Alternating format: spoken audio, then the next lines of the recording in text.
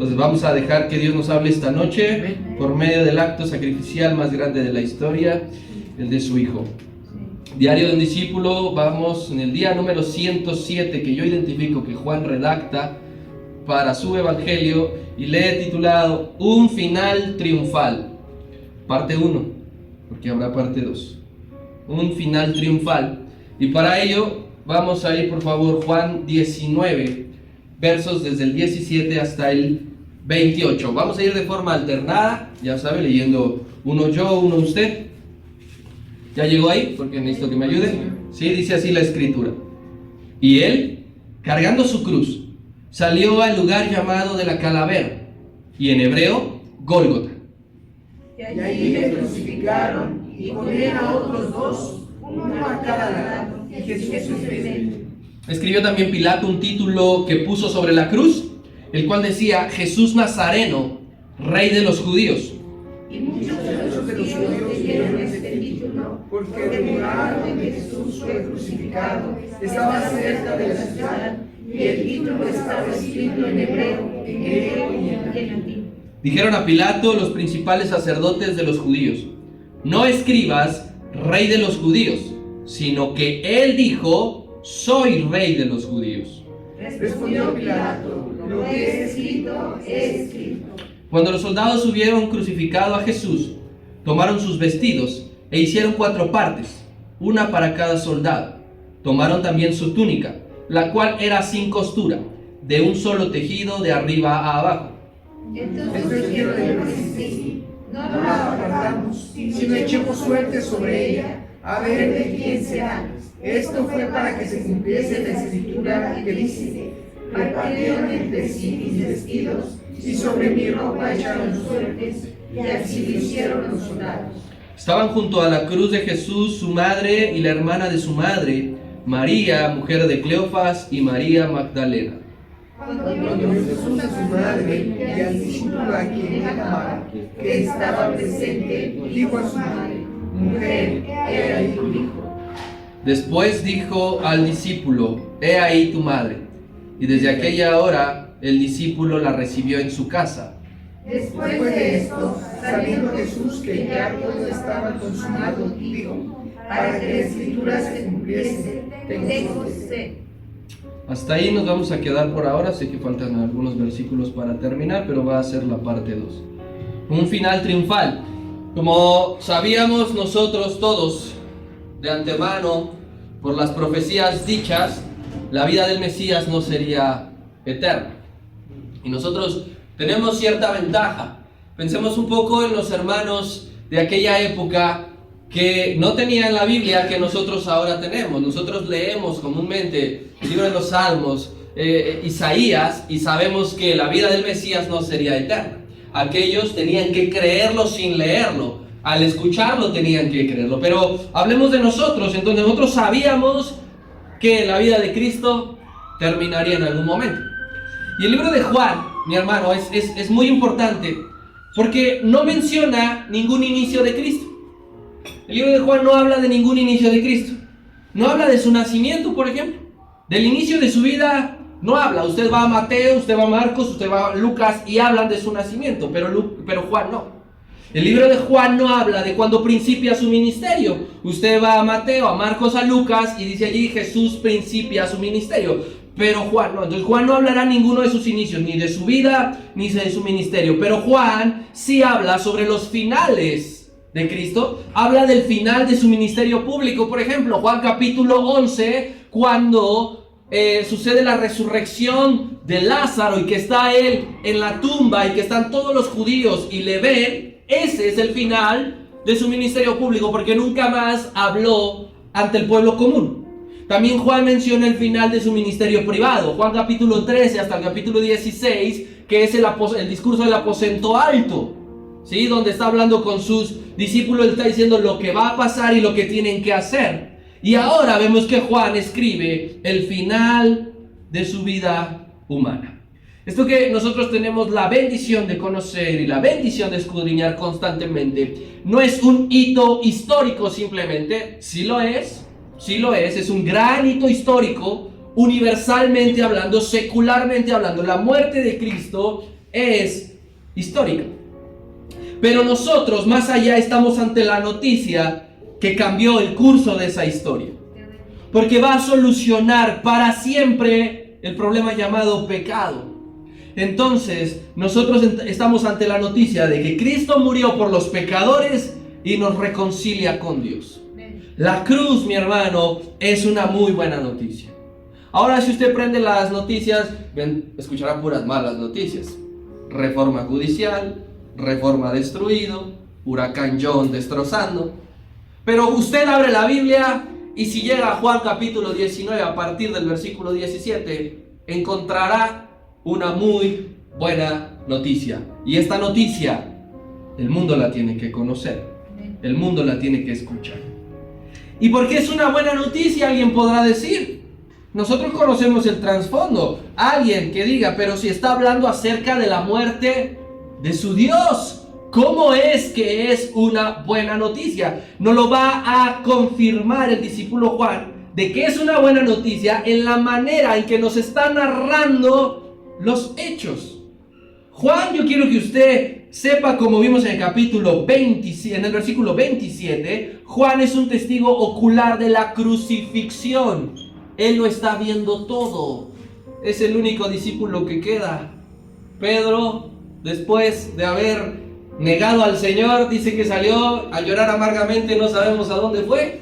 Los otros 9 ya no estaban. Y Juan, como fue el hombre, el discípulo que sí reconoció que era un discípulo de Cristo, siguió y allí estaba. Entonces, al saber que es ocular, todo lo que va a poner aquí en su diario, todo lo que va a escribir ahora, él lo vio. Nadie se lo contó. A diferencia de Mateo, a diferencia de Marcos y por supuesto de Lucas. Entonces, eso es muy importante, porque Juan no va a describirnos el terrible sufrimiento que padeció Cristo. Ese no es su objetivo, esa no es su intención. Cuando está relatando, él no va a hablar del sufrimiento, él no va a dar detalles morbosos, él no va a dar detalles específicos de la manera en cómo lo torturaron, ni de las expresiones de dolor. Solo él va a simplificar y va a decir que cuando salió del pretorio llegó al Gólgota y allí le crucificaron. Fue todo lo que dice acerca de la crucifixión de Jesús. Y uno podría decir, ¿por qué omitirlas? Vamos a preguntarnos, ¿por qué omitirlas? Cuando los demás sí hablan más acerca de eso. Y yo llego a esta conclusión, porque Juan no quiere que el mundo le llore al Señor. Porque Juan no quiere que el mundo sienta lástima por Jesús. Usted ha visto los crucifijos de los católicos. Usted ha visto cómo tienen pintado, retratado al que ellos creen que es Jesús. Siempre tiene una cara de dolor, no refleja, no desprende poder, autoridad. Uno lo ve y le dan ganas de llorar y se traslada. Desde luego el Señor no iba a estar con una sonrisa en la cruz. Pero eso no es lo que quería lograr Juan al escribir. Él no quería que cada que viésemos la cruz lloráramos.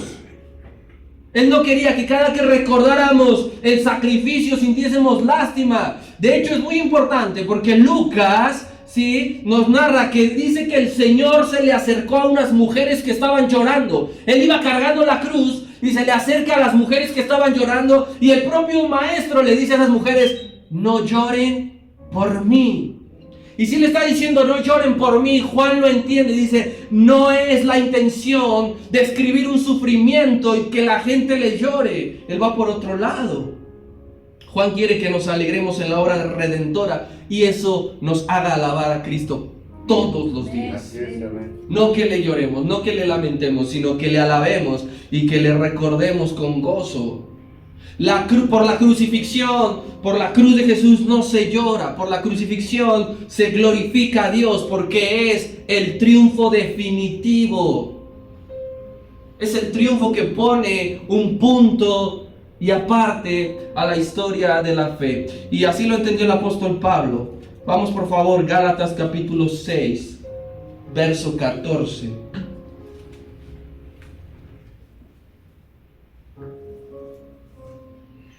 Y dice así, la primera parte, Pero lejos esté de mí gloriarme, sino en ¿qué? En la cruz de nuestro Señor Jesucristo. Lejos halle yo de mí gloriarme de mis triunfos, de mis éxitos, de mis conquistas, sino que todos los días me gloríe en lo que Cristo hizo por mí en la cruz del Calvario. Esto es entender el significado correcto de la cruz.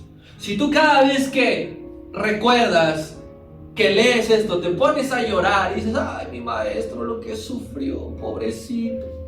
Yo quiero verle para vendarle sus heridas, para secarle sus lágrimas de dolor. Usted no ha entendido la cruz de Jesús. Usted debe entender que eso pensaba el mundo. Veía a un hombre derrotado, veía a un hombre abandonado, pero es todo lo contrario. El Evangelio de Juan fue, ¿sabe usted?, los últimos libros de escribirse en el Nuevo Testamento, junto con los otros libros que escribe él, sus 3 cartas, el Apocalipsis, el Evangelio. Se escribió a lo largo del año número 100. Así que Juan da por sentado que todos los interesados en la Biblia, porque no hay desinteresados en decir, pues bueno, voy a leer la Biblia. Todos los interesados en la Biblia ya han leído los otros 3 evangelios, porque ya estaban escritos, porque ya estaban redactados. Así que Juan dice, es suficiente con los detalles que ellos dan. Ellos coinciden en muchas cosas y son ciertos. Por ejemplo, los otros evangelios nos dicen que el Señor Jesucristo fue crucificado a las 9 de la mañana. Nos dicen que aún en la cruz le seguían injuriando, meneaban la cabeza, se paraban delante de él y le seguían insultando. Nos dicen que hubo un hombre llamado Simón que le ayudó a cargar el madero porque estaba tan lastimado el Señor y debilitado que ya no podía cargarlo en cierto tramo. Nos dice que el Señor se negó a beber un narcótico porque quería llegar él a la cruz completamente lúcido. Nos dicen que hubo un eclipse por espacio de 3 horas, de la hora sexta a la hora novena, en que era el tiempo en el que el Señor Jesucristo estaba soportando el juicio de Dios, porque eso significan las tinieblas, juicio de Dios y sobre todo el abandono del Padre, justo en esas 3 horas. Y que hubo un sinfín de manifestaciones de poder cuando el Señor murió, que el velo se rasgó, que se partieron las piedras, que resucitaron muchos muertos. Así que Juan dice, eso ya lo leyeron ellos. Eso ya lo saben todos los que van a escudriñar la Biblia. Yo tengo que darles otra perspectiva. Y eso es un hombre inteligente a la hora de escribir. Es un hombre inteligente a la hora de redactar. Veamos qué perspectiva nos va a presentar este hombre, que no nos hablará del sufrimiento físico. Versículo 17 al 22, por favor, Juan 19.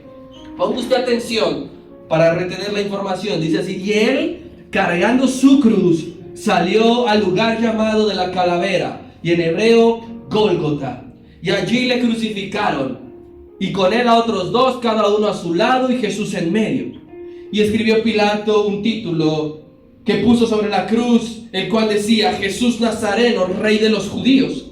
Y muchos de los judíos leyeron este título, porque el lugar donde Jesús fue crucificado estaba cerca de la ciudad, y el título estaba escrito en hebreo, en griego y en latín. Dijeron a Pilato los principales sacerdotes de los judíos, no escribas Rey de los Judíos, sino que él dijo, soy Rey de los Judíos. Respondió Pilato, lo que he escrito, he escrito.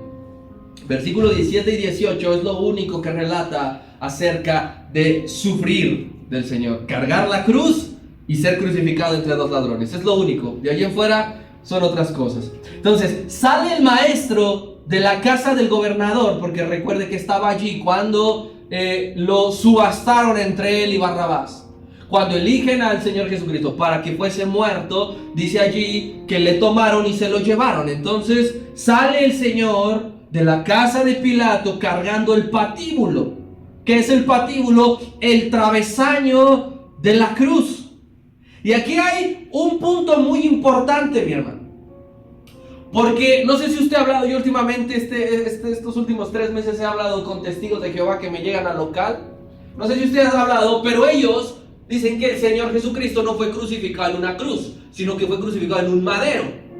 O sea, en una madera, no en una cruz. Por esto, porque el Señor en realidad estaba llevando únicamente la parte horizontal de la cruz. Pero sucede que la parte vertical ya estaba en el lugar del Gólgota. Cuando él llega con el poste, con el patíbulo, ponen esa parte y entonces se forma la cruz. Pero los testigos de Jehová dicen que no fue una cruz, sino fue simplemente un madero. Este patíbulo medía 2 metros y pesaba 50 kilos.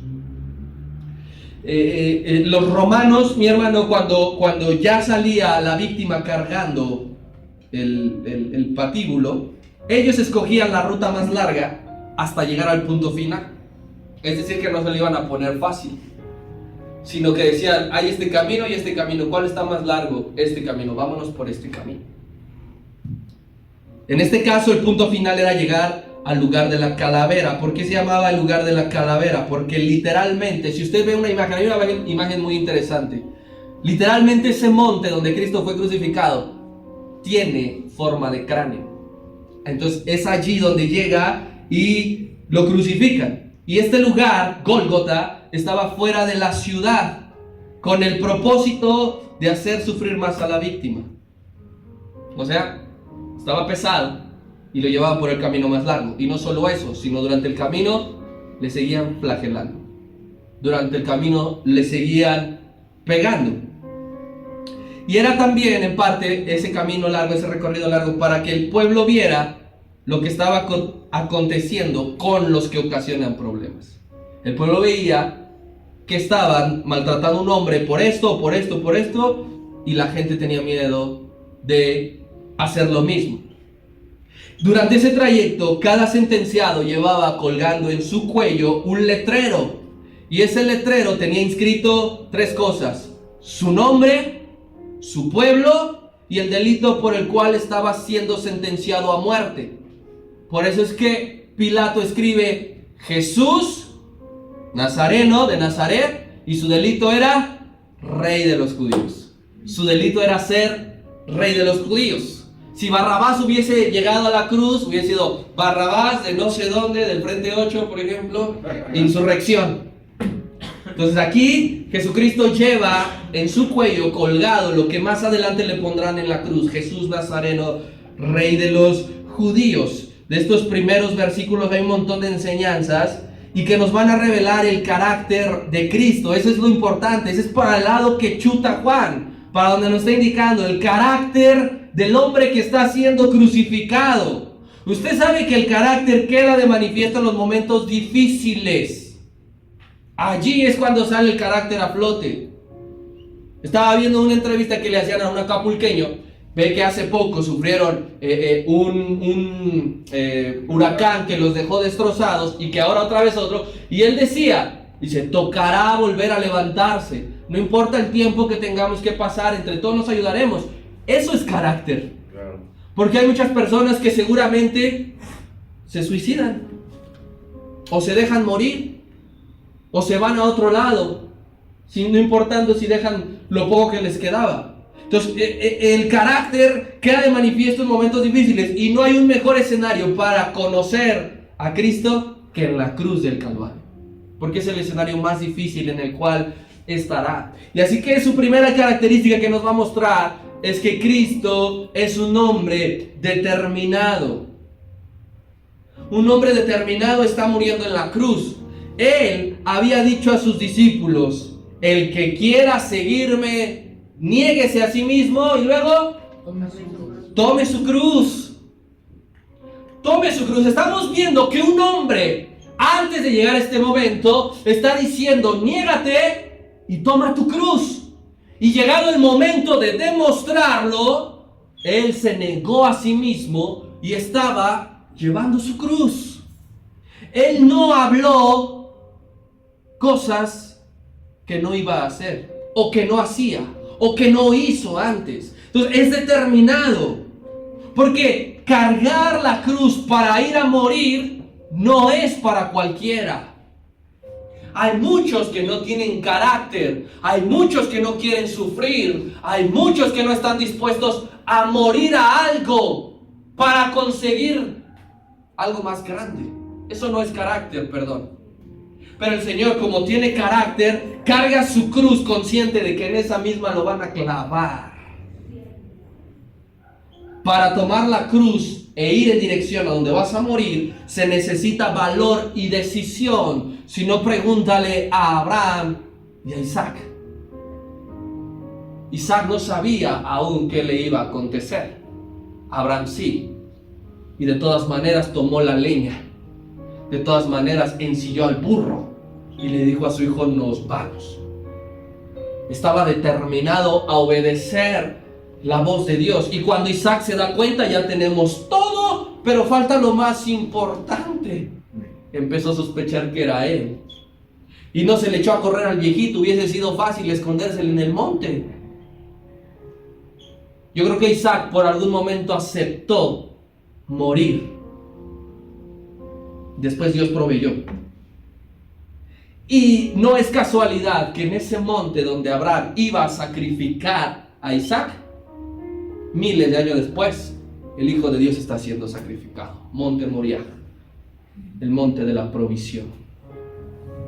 Dicen los relatos, varios relatos de la época, que mientras iban por el camino más largo, muchos sentenciados todavía peleaban con sus pocas fuerzas. Los que sobrevivían de los latigazos todavía peleaban, empujaban allí a los soldados porque preferían morir en el camino antes que ser crucificados. Pero mi Señor no peleó, mi Señor no huyó. Él llevó el poste donde iba a ser muerto hasta el final. Eso es carácter de un hombre determinado. Así que mi hermano, piensa esto en tu caso y en el mío. El trayecto para matar el yo, primero, va a ser largo. Segundo, va a ser pesado. Y tercero, va a ser doloroso. Si tú dices: yo quiero seguir a Jesús, yo quiero ser su discípulo, cuando te niegues y tomes tu cruz, tendrás que ir por el camino más largo. Tendrás que ir por el camino más pesado. Tendrás que ir por el camino más doloroso. Tomar tu cruz no va a ser sencillo.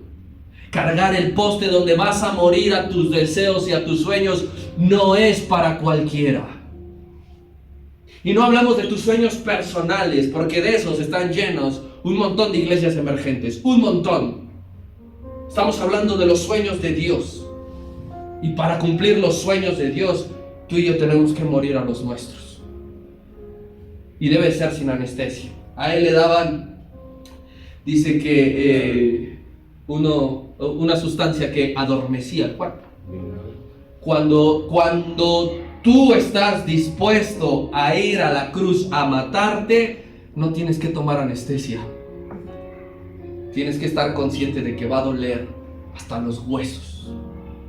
Pero ese es el verdadero efecto para tener éxito.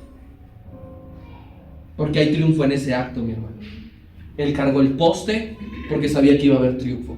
Así que tú no dudes. Si tú debes de seguir muriendo a ti, nunca dudes que hay triunfo en Cristo al hacer eso. Ejemplo tenemos de determinación de parte del Señor. Ejemplo tenemos. Mira cómo lo dijo el apóstol Pedro en su primera carta, capítulo 2, verso 21.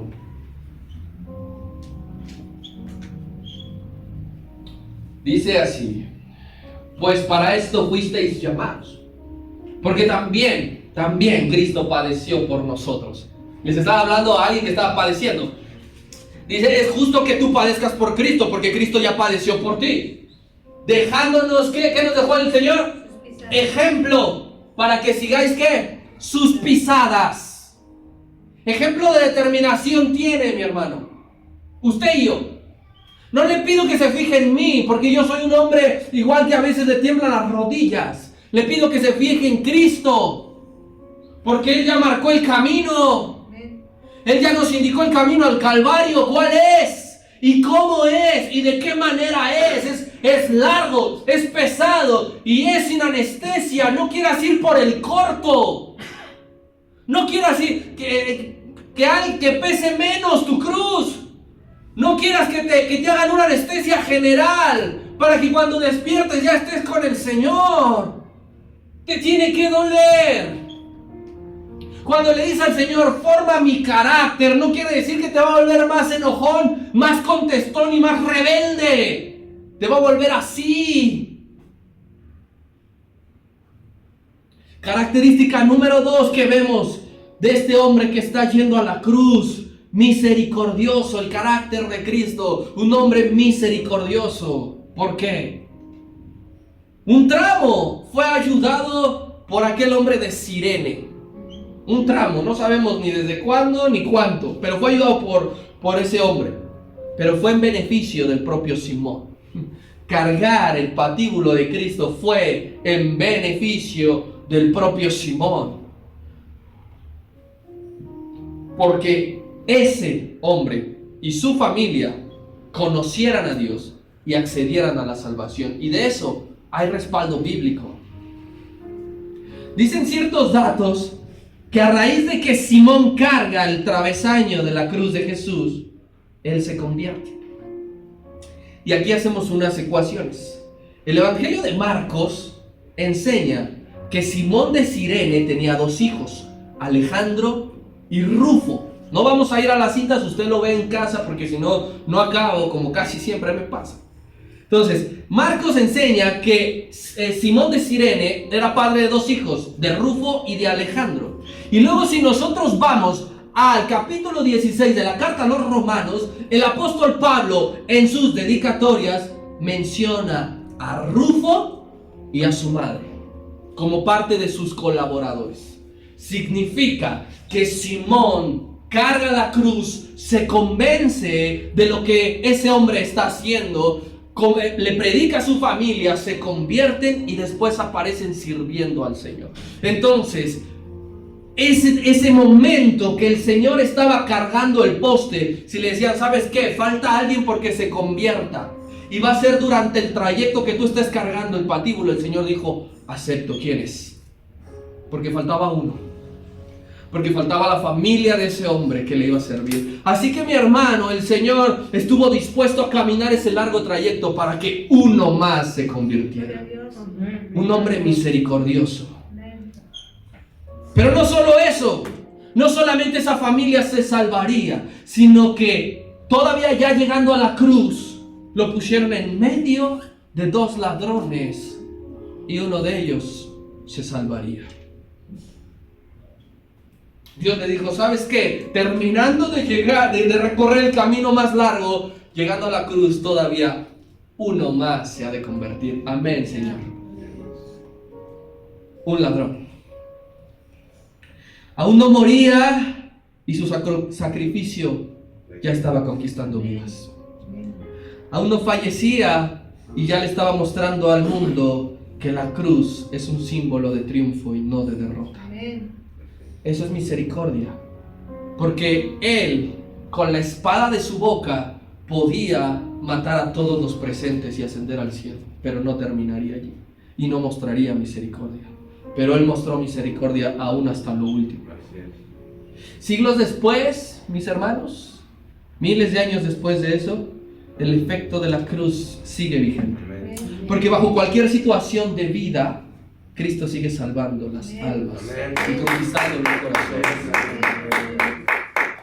Alguien podría decir, es que yo me encontré al Señor aquí, yo le conocí acá, en el hospital, en la cárcel, en una separación, en una ruptura, no sé, pero el Señor tiene un método para cada situación de vida. Si Él pudo conquistar la vida de hombres cargando la cruz y llegando a la cruz, ¿cuánto más no puede hacerlo en situaciones menores? En situaciones donde dice el Señor, este necesita ser salvo, este es de los escogidos, este es de los predestinados, y Él lo hace. Y Él llegó al Calvario y Cristo fue clavado. Y le pusieron esa inscripción de la cual hacemos mención, que viene en el versículo 19. Escrita, puesta en 3 idiomas: arameo, latín, griego. Arameo, el idioma de los judíos; latín, el idioma de los romanos; griego, el idioma universal. Eran los únicos idiomas que se hablaban en el imperio. El imperio romano era extenso. En la ciudad de Jerusalén, donde está siendo crucificado el Señor, solamente se hablaba o arameo, o griego, o latín. No se hablaba ningún otro. Y yo quiero que esto lo empecemos a relacionar. Había millones de personas allí, porque era la fiesta de la Pascua. No te lo olvides. Era la fiesta de la Pascua. Millones venían. La diáspora judía se dejaba venir, no importa si vivían en Italia, no importa si vivían en Asia Menor, todos los judíos llegaban a Jerusalén. Millones de personas que sabían lo que estaba escrito allí. Es decir, que no había un solo hombre, una sola mujer en todo Jerusalén que no supiera qué decía allí. No había nadie que dijera, ¿y me puedes traducir qué dice allí? ¿Me puedes explicar qué dice allí? Todas las personas que estaban allí sabían, volteando a la cruz, que decía Jesús Nazareno, Rey de los judíos. Todos, mis hermanos, los que estaban allí, todos necesitaban saber qué era lo que estaba aconteciendo.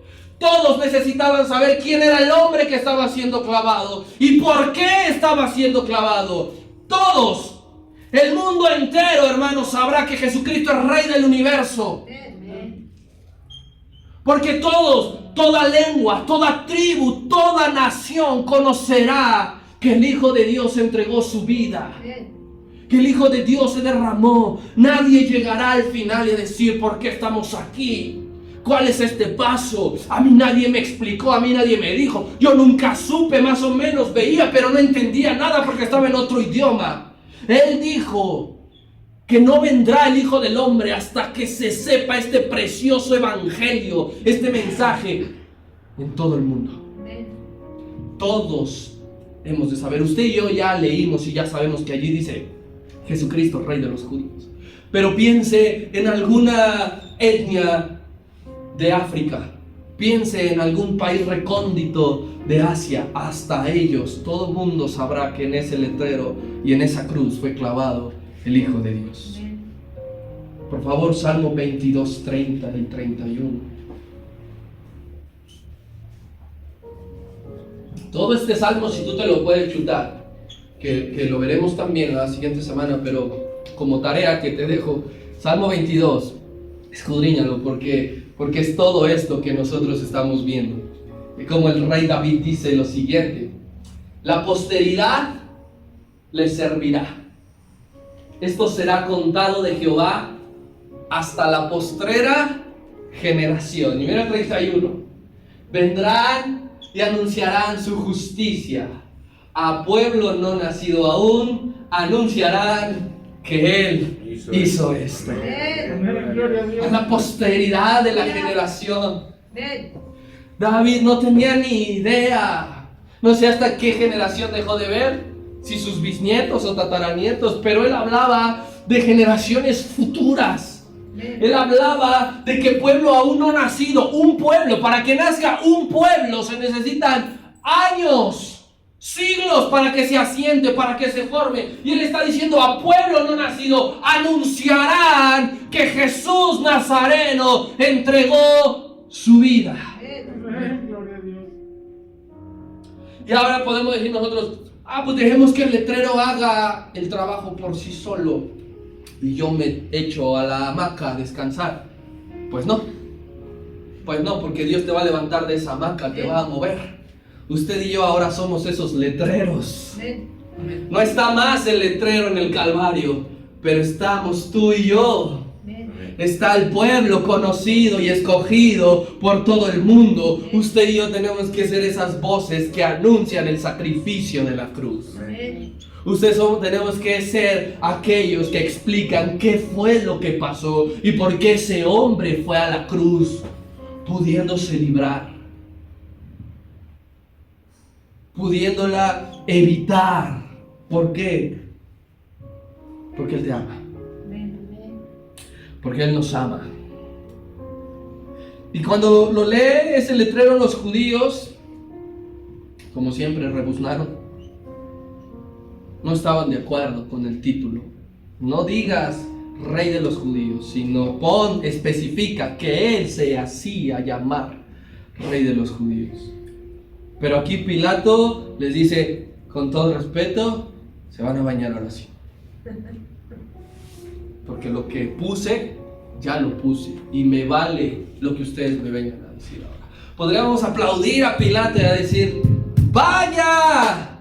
¡Vaya, señor gobernador! ¿Verdad que no era tan difícil mandar a callar a ellos? Empleaste la autoridad, Pilato, pero la empleaste tarde y mal. Porque el letrero en realidad ya no modificaba nada. Lo hecho estaba. Porque la autoridad la tuvo que aplicar no sentenciando a Cristo Jesús. Allí se dejó amedrentar. Allí su autoridad quedó guardada. Nosotros, mis hermanos, debemos de evitar ser así como Pilato. Tú no debes de ser firme ante las cosas sin sentido y débiles ante el momento de la verdad. No debes de ser así. Firmes en cosas que no van a cambiar el resultado, que no sirven para nada. Y que nos pongamos estrictos y serios cuando a la hora de la verdad la debilidad nos gana. Aquí es al revés.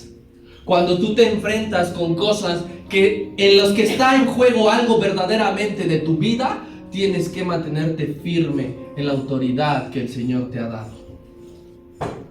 No tienes que venderla ni prostituirla y después quererla tapar con algo que ya no sirve de nada. Porque eso va a definir quién eres. Esos momentos van a definir quién eres. La cruz, mis hermanos, habla de cómo es Dios. Está siendo amoroso. Pero la cruz también habla de cómo somos nosotros los hombres. Somos culpables. Somos merecedores de la muerte. Así que cada que tú veas la cruz, el Señor Jesucristo está allí porque un hombre empleó mal su autoridad, pero el amor de Dios sobrepasó eso, ocupando mi lugar.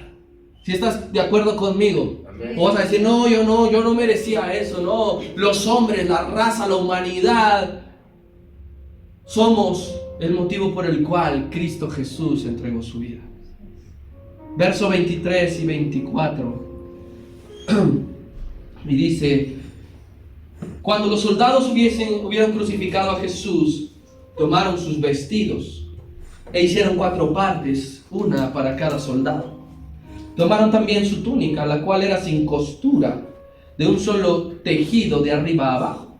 Entonces dijeron entre sí: no la partamos, ¿qué te parece si nos vamos a echar suerte sobre ella? A ver a quién le toca. Esto fue para que se cumpliese la escritura que dice: repartieron entre sí mis vestidos y sobre mi ropa echaron suertes. Y así lo hicieron los soldados. El Hijo de Dios muriendo y 4 verdugos repartiendo su ropa. Normalmente la indumentaria de los judíos de la época consistía en 5 partes, que era la túnica, el turbante en la cabeza, cinturón, manto por encima del turbante, de la túnica, y las sandalias. En 5 partes consistía la vestimenta de los hombres. Había 4 verdugos, había 4 soldados al pie de la cruz. Y esos verdugos, esos soldados, están representando a la parte de la creación que se estaba burlando del Creador. Esos 4 hombres que le seguían injuriando y que le seguían pegando representaban que la creación se estaba rebelando del Creador. Y uno dijo: pues a mí dame el turbante, a mí dame el cinturón, a mí dame el manto y a mí dame las sandalias. Pero sobraba una prenda, 5 prendas, 4 hombres. Sobraba la túnica de un solo tejido, de una sola pieza, dice Juan, es decir, cara, costosa, que si se partía ya no servía para nada, que era lo que decía el Señor en la parábola: si tú remendas un vestido viejo con un pedazo de uno nuevo, vas a echar a perder ambos. Entonces, si lo partían ya no servía nada, y alguien dijo: pues decidámoslo de otra manera. Aquí el punto es que nos está indicando que el Señor tenía túnica, túnica, me confundo entre túnica y manto. Tenía túnica, y esa prenda era exclusiva de los sacerdotes. ¿Qué nos está diciendo? Que el sumo sacerdote estaba siendo llevado a la cruz, ya estaba clavado. Ningún otro hombre normal usaba eso. Podría a lo mejor faltarle, pero de una sola pieza tejido, porque estaba anunciando al sumo sacerdote. Y sobre esa pieza decidieron jugar a los dados o echar un volado. No sé cuál era el método para decidir. No creo que haya existido todavía el chinchampú y esas cosas. o los dados o el volado para ver quién se quedaba con la túnica. Ese acto, mi hermano, es el acto de indiferencia más grande de la historia. Porque un hombre está muriendo y otros están decidiendo con un volado qué van a hacer con su ropa. Por eso es que el Señor, en medio de ese ambiente, viendo cómo le injuriaban, viendo cómo se reían, viendo cómo echaban los dados, en medio de ese ambiente y en plena cruz, el Señor Jesucristo decía: Padre, perdónalos, porque no saben lo que hacen. Viéndolos, ¿cómo es posible que estén echando suertes sobre mi ropa cuando yo estoy muriendo? Esos verdugos estaban jugando con su ropa cuando la salvación del mundo estaba en juego. Cuando si ese hombre no moría, nadie seríamos salvos. Por una túnica ellos estaban jugando y no les importaba que su alma se iría al infierno. Pero aquí hay algo, una sabiduría de un premio Nobel, de un científico contemporáneo que usted y yo estudiamos en la escuela y le conocemos, y que era creyente. Albert Einstein dijo: Dios no juega a los dados. A los dados lo juegan los incrédulos, los que irán al infierno. Dios no juega a los dados. Porque ese detalle calculado fue permitido por el Padre. Porque Juan entendió y dijo: es que ya estaba profetizado. Sobre mis ropas echaron suertes. Pero esto no me voy a meter porque lo voy a ocupar la siguiente semana. Tercera característica de ese hombre, última, de aquel que estaba siendo muerto en la cruz: un hombre compasivo. Era un hombre determinado, era un hombre misericordioso y un hombre compasivo. En la cruz, Cristo tenía presente sus deberes como hijo natural y primogénito. Quiero que vayas versículo 25, 26 y 27. Dice así: estaban junto a la cruz de Jesús su madre María, mi mamá. Él no puso mi mamá, puso la hermana de su madre, pero es madre de Juan, esa que dice ahí. María, mujer de Cleofas, y María de Magdala. Cuando vio Jesús a su madre y al discípulo a quien él amaba, que estaba presente, dijo a su madre: mujer, he ahí tu hijo. Después dijo al discípulo: he aquí tu madre. Y desde aquella hora el discípulo la recibió en su casa. Recuerde, Juan está escribiendo siempre en tercera persona cuando se trata de mencionarse. Y aquí vemos a ese hombre compasivo, porque él no se olvidó que era hijo natural. No se olvidó que era primogénito de su familia. José ya había fallecido. Él ya no estaba, no sabemos desde cuánto tiempo tenía su madre viuda y cuánto tiempo el Señor Jesucristo ya era hombre de su casa. Pero el Señor Jesucristo cumplía la ley. Y la ley decía acerca de la responsabilidad de los hijos cuando los padres envejecían. ¿Quién tenía que velar por ellos? Los hijos. Cuando los padres ya no tenían físicamente fuerzas, los hijos eran quien iban y le daban ofrenda y lo sustentaban. Aquí más o menos se cree que María ya tendría 50 años. Y los hermanos de Jesús, los hijos de José y María, eran incrédulos. Aún no creían en la cruz ni en el mensaje del Evangelio. Así que todo está conjuntado. María ya era adulta, entrando casi a una etapa anciana. Los otros hermanos no servían para nada. Y José ya no existía. Así que ese hombre compasivo está todavía en la cruz diciendo: yo no me olvido de mis labores y de mis funciones y de mis responsabilidades con mi mamá. No la voy a dejar sola. No la voy a dejar desamparada. Así que ese hombre la honró haciéndole la petición a su primo Juan, de decirle: te la encargo. La estaba consolando. ¿Tú te imaginas a María cómo estaba llorando? ¿Tú te imaginas la manera en que estaba viendo? Pero Juan no dice eso porque no es lo que está relatando, no es por el camino que se va. Pero María está siendo gravemente adolorida. Pero aquí sucede que ya estaba profetizado que ella iba a hacer eso. Cuando el Señor Jesucristo, 8 días después de haber nacido, es circuncidado, van y lo presentan al templo. Allí había un viejo llamado Simeón. Y dice que Dios le habló y le dijo: es este por quien tanto has orado y pedido. Y Simeón lo carga. Y dice: ahora puedo morir en paz, porque he visto la salvación de mi pueblo. Pero no solamente, y dice que ni José ni María entendían lo que le estaba diciendo. Pero no solamente eso, sino cuando se lo entrega, ese viejo le dice a María que su corazón iba a ser traspasado. Y en ese momento en que la cruz de Jesús está allí, el corazón de María está siendo traspasado. Y no se olvida el Señor de ella. Se le encarga a Juan. Y Juan dice: claro que sí. Desde ese momento la adoptó como su madre. Los católicos veneran a María, mi hermano, como superior a Jesús, a la altura de Dios. Y no ven este tipo de cosas, que es Jesús quien está trayendo descanso al corazón de María. Y no es al revés. No es María quien está tranquilizando a Jesús. Tranquilo, hijo, ya casi todo termina, estarás en un lugar mejor. Sino que es Jesús diciéndole: madre, tranquila, porque se tiene que cumplir toda justicia. Porque acuérdate lo que ha sido profetizado y ha sido dicho, pero nos volveremos a ver.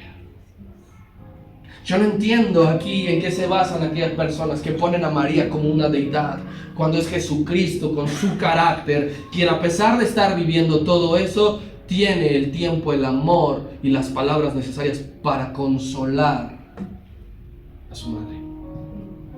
Y allí también dice que estaba Salomé, que es, dice allí, la hermana de su madre. Esa que dice allí es Salomé, mamá de Juan. O sea, que está la tía del Señor Jesucristo allí. Esa mujer, Salomé, tú te acordarás, fue que el Señor la reprendió. Cuando ella va y se le postra y se le tira y le dice: quiero pedirte que en tu reino y en tu gloria mi hijo Jacobo esté a la derecha y Juanito a la izquierda, por favor. Y él le dice: mujer, no sabes lo que me estás pidiendo. Tía, cállate la boca.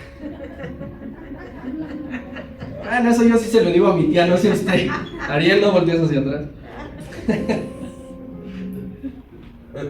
Pero le está diciendo eso. ¿Y qué significa? Después de semejante reprensión, Salomé está en la cruz. No dijo: ay, chamaco grosero, nunca más lo voy a volver a ver. ¿Qué nos enseña esto? La reprensión de Dios no es motivo para alejarte.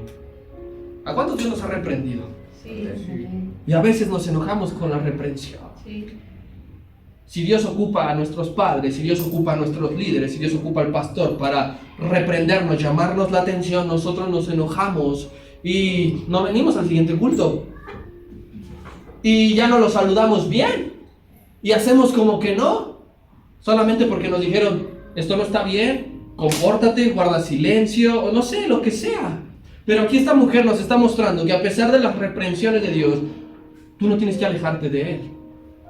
Tú tienes que seguirle y tienes que agradecer porque lo hace con amor. Dios nos reprende con amor. A todo aquel que ama, castiga, disciplina, azota. Y a veces ay, es que me habló bien feo. Ay, es que a los otros no les dice nada. Ay, es que yo le pido a Dios, pero no puedo. No puedo. Hay que mantenernos a los pies de aquel que nos amó hasta lo sumo. Hay que seguir a los pies de Jesús. Hay que estar a la brecha, mi hermano. Amén. Y dice también que estaba la mujer de Cleofas, otra María. O sea, de 4 mujeres había 3 Marías. Yo creo que por eso le pusieron así allá rumbo a Cuernavaca, 3 Marías, porque aquí hay de 4 hay 3. Y la otra es la esposa de Cleofas. Y esta mujer era esposa de alguien que más adelante nos dice que que creía en Jesucristo. Él resucitó, el Señor resucita el tercer día y dice que va camino de Maús, que iban hablando dos personas. Uno de ellos era Cleofas, uno de los que hablaba y que decía, pues ¿qué eres el único que no se ha enterado lo que ha pasado aquí? Cleofas, y su esposa está a los pies de Jesús. Y la última, María Magdalena, no porque fuese su nombre, lo siento decepcionarla, pero Magdalena no era el nombre de María, era la ciudad donde estaba. María era de Magdala y por eso le decían Magdalena. María Magdalena, la que en la compasión de Jesucristo le había liberado 7 demonios. Estaba allí. Cuando Dios haga algo por ti, no te alejes diciendo gracias, nos vemos pronto cuando tenga otro problema. Aún te haya curado un simple dolor de cabeza, quédate a servirle al Señor. Porque a todos nos ha hecho cosas menores y mayores.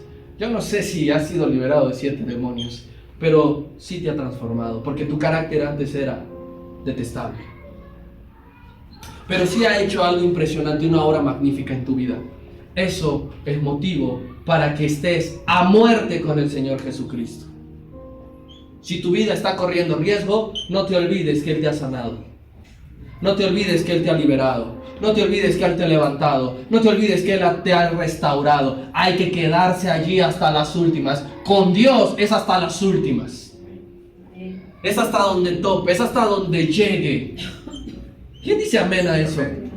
Porque no podemos ser como esos 9 leprosos que recibieron lo que buscaban y después se fueron. No puede ser así. Tenemos que ser como María Magdalena, que nunca olvidó que ese hombre cambió su vida para siempre. Y Dios ha cambiado tu vida para siempre. ¿Por qué no estarías hoy aquí? ¿Por qué no te puedes asegurar a ti mismo siquiera que estuvieras vivo si no hubieras aceptado al Señor? ¿En qué condiciones estarías? ¿Cómo estarías si Dios no te daba la oportunidad de ser salvo? Así que reconociendo todo eso, haciendo una regresión de tu vida, y el Señor ha hecho esto por mí, y yo voy a estar siempre con Él. Y siempre le voy a adorar. Aquí había muchos ausentes, 4 mujeres y un discípulo. Había muchos ausentes, mucha familia ausente. ¿Dónde estaban los hermanos? Muchos amigos ausentes. ¿Dónde estaban los otros discípulos? Pero ahí estaban esas mujeres llorando, representando a la parte de la creación que le amaba. Porque ahí estaba la parte de la creación que se burlaba, pero esas mujeres dijeron, aquí está presente parte de la creación que le ama. Y esa es la lucha de todos los días, porque vas a salir a la calle, vas a salir a hacer tus cosas y te vas a encontrar con parte de la creación que se burla de Él. Sé tú parte de la creación de los que le aman. Todos hemos sido creados por Dios. Todos nos sustentamos en Cristo, los que se burlan y los que le amamos. Pero no te unas a los burladores, de esos ya hay bastantes. Sé la diferencia y muéstrate diciendo yo le amo. Esas mujeres que estaban llorando, el Señor en su compasión dijo, necesitan salvación. Era su madre y necesitaba salvación, ya no como hijo natural, sino como su Dios. Se dio cuenta que María, la otra María, Salomé, el propio Juan necesitaba salvación. Así que aquel hombre no solamente era hijo en la cruz ese hombre no solo era hijo, no solo era sobrino, no solo era primo amigo, es Salvador. Ese hombre que está derramando su última gota de sangre, entregando su último aliento de su vida en su determinación, en su misericordia y en su compasión, ha salvado a millones del fuego eterno. Y le alabamos.